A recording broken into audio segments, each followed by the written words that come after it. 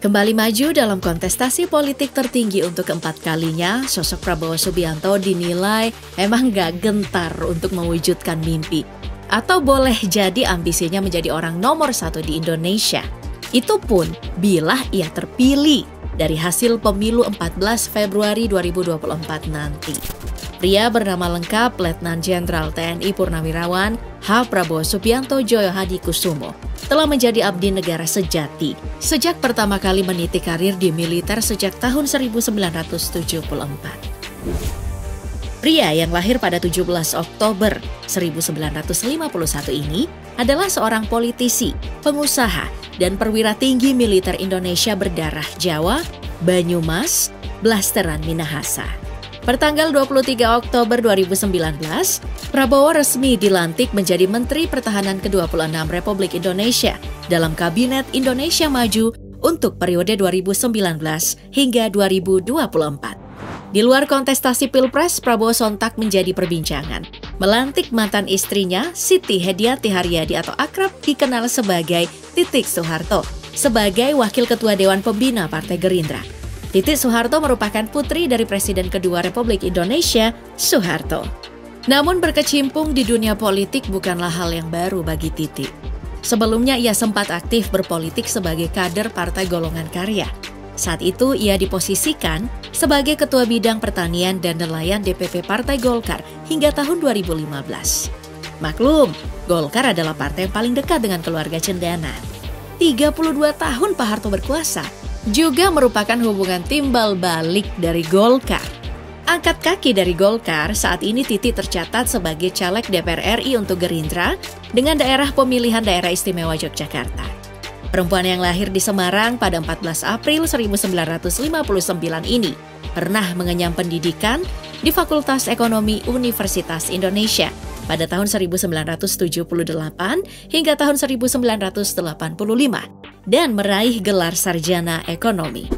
Titik Soeharto merupakan mahasiswi dari Sumitro Djoyo Hadikusumo, ayah Prabowo Subianto.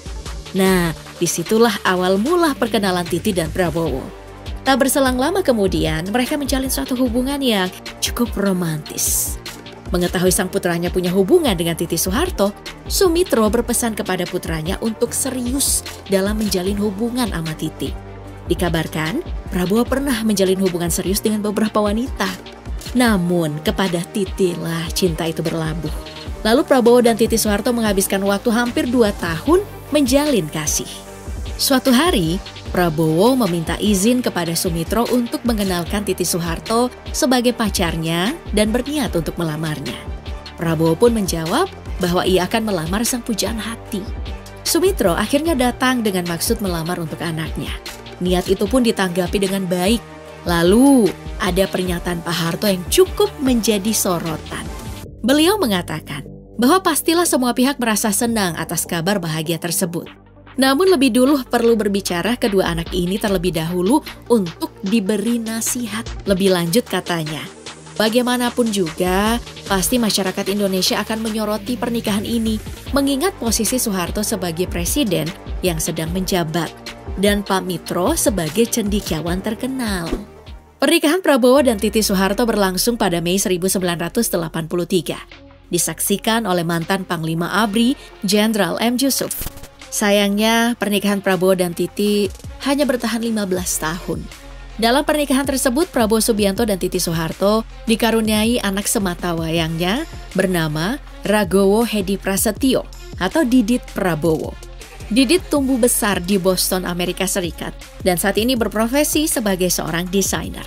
Tak sempat menghabiskan hari tua bersama, sang ayah dari Prabowo, Sumitro, mengemukakan bahwa ia tidak mungkin dapat menempatkan diri dalam suasana keluarga yang sangat Jawa, alih-alih harus bersikap munafik.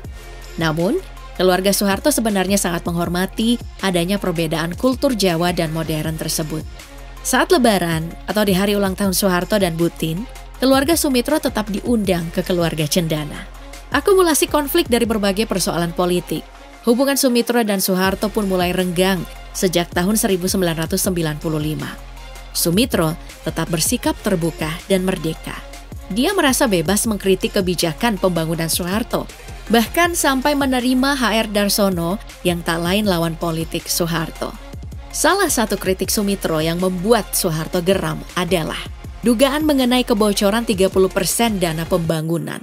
Masa 3 tahun terakhir menjelang jatuhnya Soeharto merupakan saat-saat yang kritis. Ditandai semakin tertutupnya Soeharto menerima kritikan dari berbagai pihak. Yang satu ini cukup menarik. Faktanya, saat Sumitro mengkritik, maka Titi Soeharto akan datang menyampaikan pesan dari Pak Harto. Sayangnya, pesan tersebut tak pernah digubris oleh Sumitro. Puncaknya adalah peristiwa lengsernya Soeharto pada 21 Mei 1998. Keluarga Cendana marah karena menganggap Prabowo melakukan pembiaran ribuan mahasiswa menduduki gedung MPR DPR.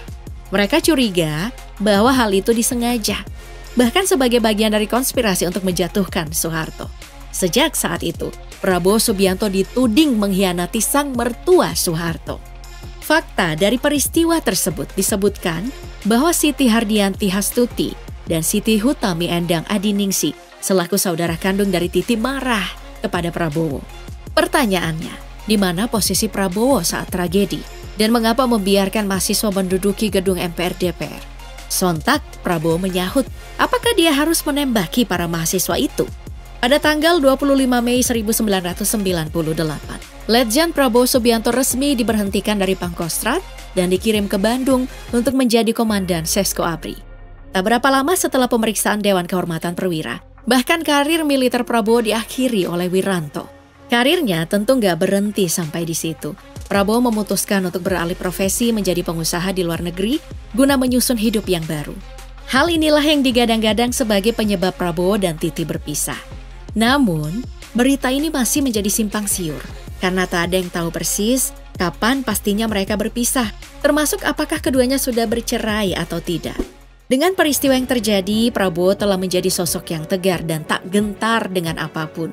Figur dengan latar belakang militer mungkin sudah ditinggalkan dengan perubahan image gemoy jelang pemilihan presiden. Memang sosok yang satu ini suka mencuri perhatian netizen.